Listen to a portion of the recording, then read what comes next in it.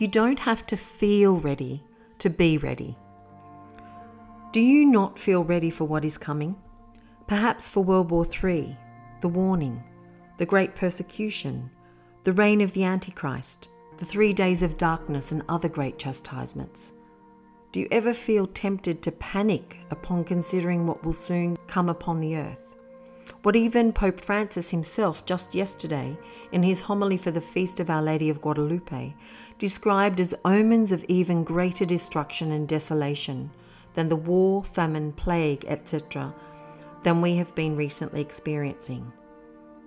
Or did you just open up the news to learn that at 4:19 Eastern Standard Time today, for the first time, same-sex marriage has been codified in America's federal statutes, signed into law by our nation's Catholic president, sent to his desk even with the support of dozens of Republican congressmen? And do you then pause to ponder that it is impossible for any nation to so blasphemously and formally rebel against the most basic truths of God's law without divine justice falling down upon it? Well, you, dear faithful soul, can be at peace. Humanly speaking, it's impossible for us to be ready for any of this. Instead, we must radically, blindly, and absolutely trust Jesus. I did not feel ready to deliver a baby last month either, but that's exactly what happened, and all is well. So hunker down for a brief story from a night last month like no other in my life before I get to this post's main exhortation. Over the last several months, our preparation for the arrival of our 5th child, we of course, as all parents do, had it all figured out. Once contractions hit 5 minutes apart, we would call the midwife, who would be at our home within 15 minutes of the call. We always do home births. Yes, they are quite safe in normal, healthy pregnancies. Yes, they are entirely legal here. And yes, all the necessary medical and legal things are taken care of by the professional certified nurse midwives who come. According to our plan, and basing things off our previous experiences with the labours and deliveries of our other 4 children, we then have at least 6 hours until the delivery. Plenty of time for this professional and her assistants to get set up, etc., but not so much time that they'd be stuck here all day waiting for the baby to arrive. Perfect. Alas, the best laid plans of mice and men often do go awry. Precisely when my wife and I both thought, based upon timing and intensity of contractions, that it was time to call, which we did right then, Regina suddenly announced, "The baby is coming! I need to push!" I'm a philosopher and a mechanical engineer. I'm about as unqualified to serve as an on-the-spot midwife as anyone. Although Socrates, himself the father of philosophy, allegorically called himself a midwife, though for truths in the mind. The sum total of my knowledge on delivering a child was derived from quickly reading a 1-page printout the midwife gave me on what to do if the baby arrives suddenly without the midwife there. The same midwife delivered our 3rd and 4th children, and both times she offered to have me be the one to actually deliver the baby, with her, of course, right there if anything went wrong, guiding me on what to do, etc. Both times I chickened out and said, "No thanks, you go for it. I'll just stay up here and hold my wife's hand while you deal with the hard stuff." Well, this time I didn't have a choice. I was the only person there, the only adult there. Our children were fast asleep upstairs and wouldn't have been woken by a bomb going off, but they were thrilled to come downstairs the next morning to meet a new baby brother. Although that moment may well have been, objectively speaking, in accordance with the external description of what was transpiring, the most intense of my life, I felt no anxiety, worry, or fear at all. Sure, my heart was pounding in my chest and my nerves were doubtless buzzing with more current than was being carried by the high-voltage power lines down the street. But God's grace, which always both meets and exceeds the needs of the moment, was far outweighing all that.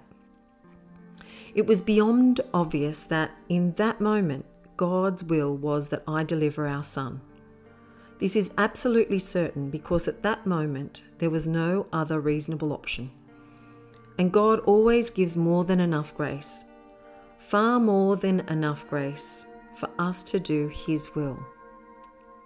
When, therefore, circumstances reveal some course of action to be His will for us, we can always immediately proceed in the duty with invincible courage, perfect peace, and absolute trust. My daughter, I feel like giving to the creature the necessary strength, or rather, an overabundant strength, only in the moment when she sets herself to do what I want, not before. Otherwise, she would feel the strength, but still not do what I want. And I do not know how to give useless things. How many, before doing an action, feel so helpless? But then as soon as they put themselves to work, they feel instead a new strength, a new light. I am the one who charged them, since I never lack the necessary strength to do good. Rather, this need ties me and forces me, if necessary, to act with them. Jesus to Louisa, May 15th, 1938. The delivery was the smoothest yet of our 5 childbirths. John Paul came out safely and looking great. And he was the biggest of all our children, weighing 8 pounds 3 ounces and measuring 21 inches long. While I remembered and took care of the basics that need to be managed when delivering a baby, there really wasn't all that much I had to do. The midwife was zipping over as all this was happening. She arrived shortly after the birth, took over from there, confirming that all was indeed well. Obviously, it was my wife, not myself, who had the infinitely more demanding task here. She too, however, has shared that despite being in the quintessentially frightening scenario of needing to give birth with no professional help, she felt great peace, trust, and inner tranquility, despite the great physical pain.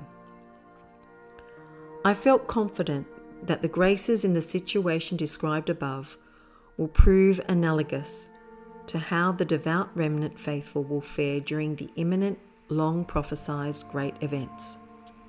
Those who trust in Jesus and are at least truly striving to do and live His will are ready for what is coming, whether or not they feel ready. This is absolutely true because just as sanctity itself is not a product of our own effort, so too a readiness for apocalyptic events is entirely a matter of surrendering ourselves, our wills, to the only one who oversees it all. But He has made it even easier than that for us, for He has handed over this power to His mother, whom no one could ever fear approaching. My daughter, courage. Everything will serve to the triumph of my will. If I strike, it is because I want to restore health. I always love my children, my beloved creatures. I would eviscerate myself in order not to see them stricken, so much so that in the deadly times to come, I've put them all in the hands of my celestial mother. To her I have entrusted them, so that she holds them for me under her secure mantle. I will give to her all those who she will want. Death itself won't have power over those that will be in the custody of my mother. Now while he said this, my dear Jesus made me see with facts that the sovereign Queen descended from heaven with all indescribable majesty and a tenderness all maternal, and turned in the midst of creatures in all the nations, and marked her dear children and those that should not be touched by the scourges. Whomever my celestial mother touched, the scourges didn't have power to touch the creatures. Sweet Jesus gave the right to His mother to put in safety whom she pleased. How moving it was to see the celestial empress turn in all parts of the world that she took between her maternal hands. She assembled them to her breast, hid them under her mantle, so that not one evil might be able to harm those people that her maternal goodness held in her custody, guarded and defended. Oh, if everyone might be able to see with how much love and tenderness the celestial queen did this office, they would cry from consolation and would love she who so very loves us. Jesus to the Servant of God, Luisa Picaretta, June 6, 1935. Stay close to her. Consecrate yourself to her. Pray the rosary every day and let her lead you to the will of her Son, which she and she alone always did perfectly, and to which she always leads all who come to her. And you are invincible. It is not without reason that Scripture compares the end of the present era and the dawning of the glorious one to follow it to childbirth, both the pain that precedes it, but also the joy that follows it. For just as a woman with child is excited to finally hold her baby, especially as pregnancy grows particularly cumbersome and difficult in the latter months, which are analogous to the current times, and therefore is eager for childbirth, notwithstanding the pain involved, so too should we be eager for the times ahead if we are trying to do what God is asking of us now. When people are saying peace and security, then sudden disaster comes upon them, like labour pains upon a pregnant woman, and they will not escape. But you, brothers, are not in darkness, for that day to overtake you like a thief. 1 Thessalonians 5. When a woman is in labour, she is in anguish because her hour has arrived. But when she has given birth to a child, she no longer remembers the pain because of her joy that the child has been born into the world. John 16:21. Jesus also compares what is coming to a birth in his revelations to Luisa.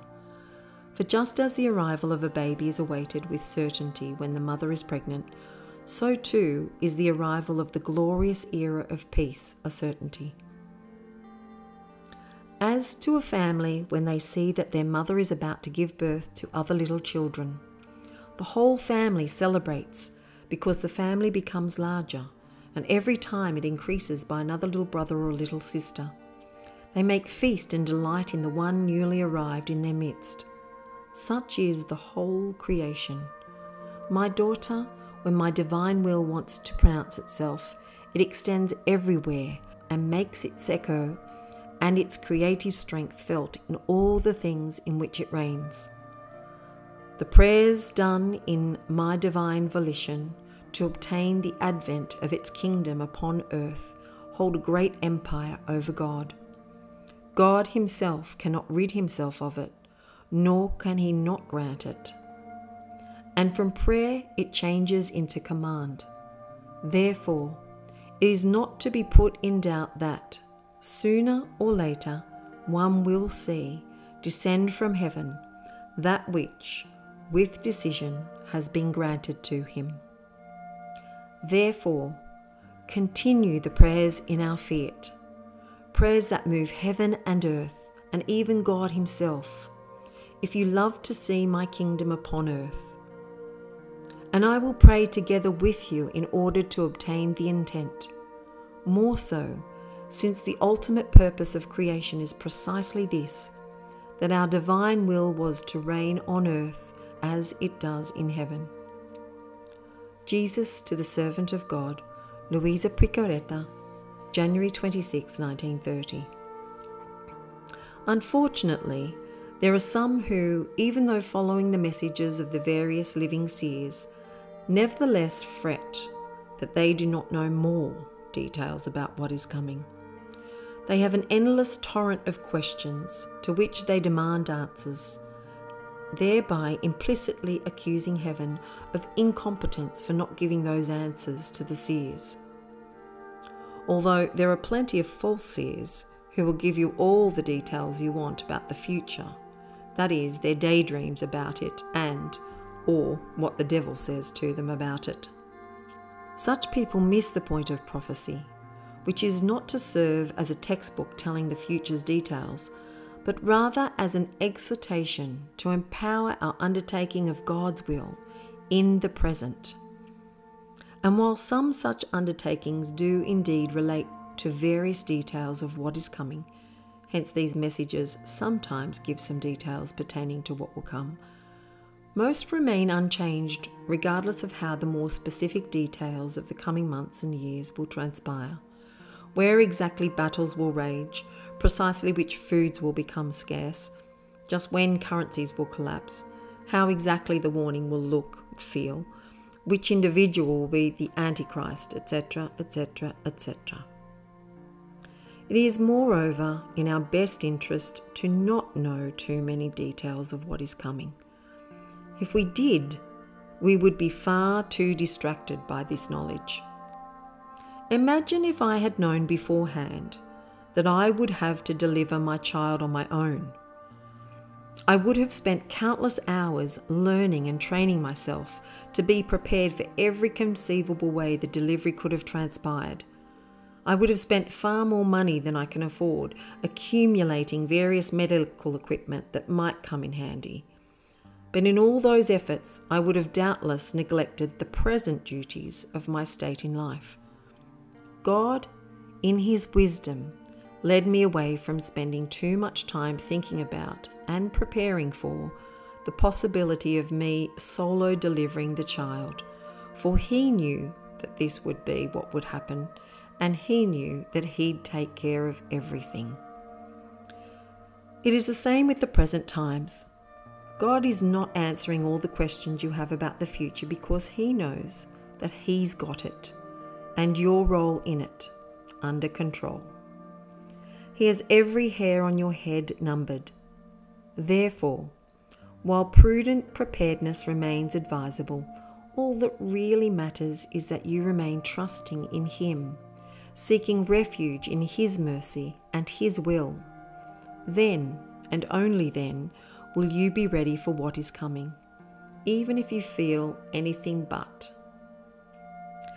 But it is essential that you do this now.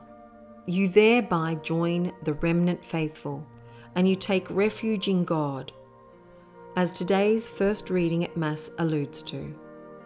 God knew that America would formally rebel against Him on this day, December 13, 2022. And this is from the first reading at Mass for today, wherein the Word of God laments the rebellious, tyrannical city which accepts no correction. Today, that is certainly Washington, D.C., and all that is symbolized by that reference, warning that its proud braggarts will be removed, but a remnant faithful protected in the refuge that is the Lord, in preparation for the times during which the faithful will finally pasture and couch their flocks with none to disturb them. That is, they will be blessed with the era of peace. Those times are at hand. Stand up and lift your heads, because your redemption is drawing near. Luke 21:28.